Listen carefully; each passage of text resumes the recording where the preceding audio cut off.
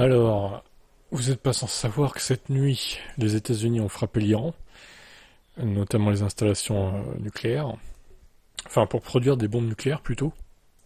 Je ne serais pas étonné qu'il y ait une hausse des prix des carburants dans les jours à venir, confie d'emblée Olivier Gantois. Alors là, ça date du 18 juin, c'était bien avant les frappes.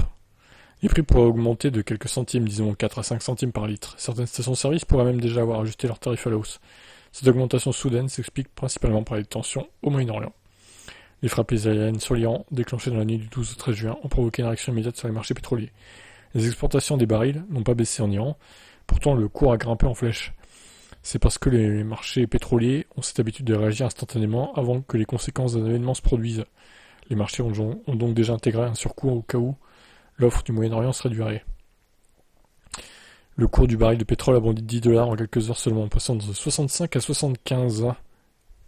Dans les prochains jours, voire les prochaines heures, la tendance devrait s'inverser avec une nette hausse des prix. Les experts se veulent toutefois rassurants quant à l'ampleur de cette nouvelle envolée.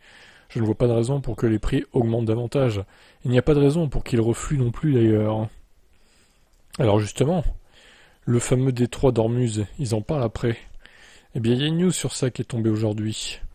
Décision attendue en Iran sur une fermeture du détroit d'Ormuz, selon Presse TV. Le Conseil suprême de sécurité nationale de l'Iran doit prendre en dernier ressort la décision définitive sur une fermeture de ce détroit. Voie de transit majeure du commerce mondial du pétrole, rapporte le média iranien Presse TV.